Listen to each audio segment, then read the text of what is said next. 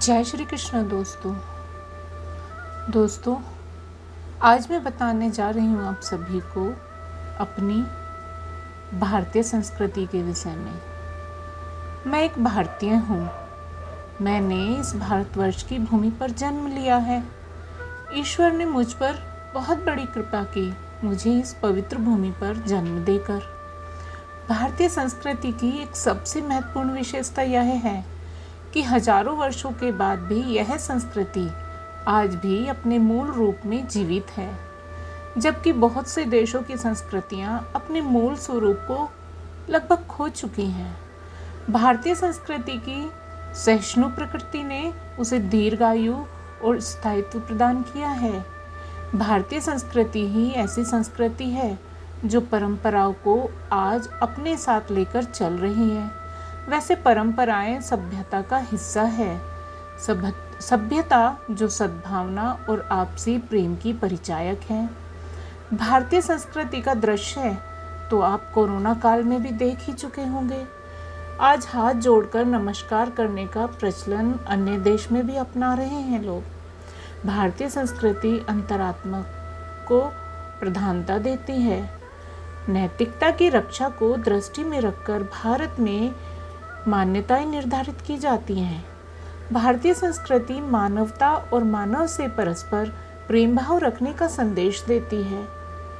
यह मैं मानती हूँ कि समय के साथ संस्कृति की परंपराएं धूमिल पड़ी हैं, किंतु ध्वस्त नहीं हुई हैं।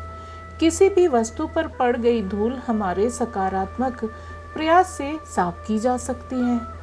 हमें प्रयास यह भी करना चाहिए कि हम अपनी वर्तमान और आने वाली पीढ़ी के लिए एक सुसंस्कृत भारत का आह्वान करें।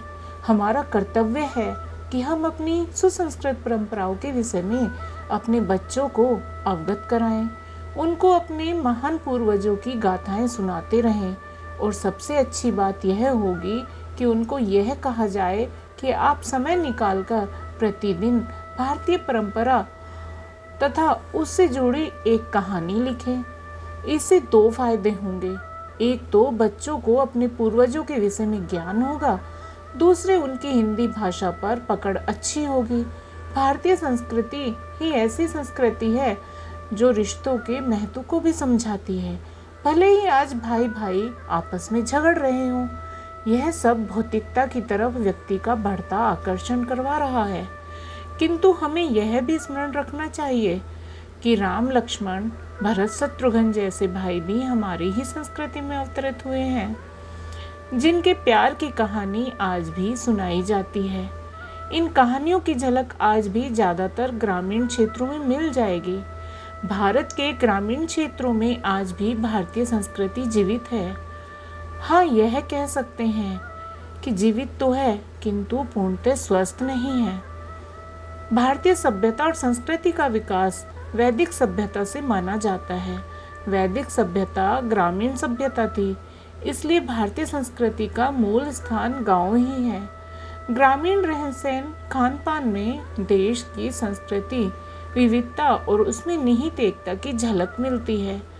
भारतीय संस्कृति के विषय में लिखने को तो बहुत कुछ है, कहने को भी बहुत कुछ है, किंतु पाठकगण और श्रोतागण का ध्यान रखते हुए, उनके समय का सम्मान करते हुए बस इतना ही कहूँगी कि अपनी भारतीय संस्कृति का सम्मान करें। धन्यवाद।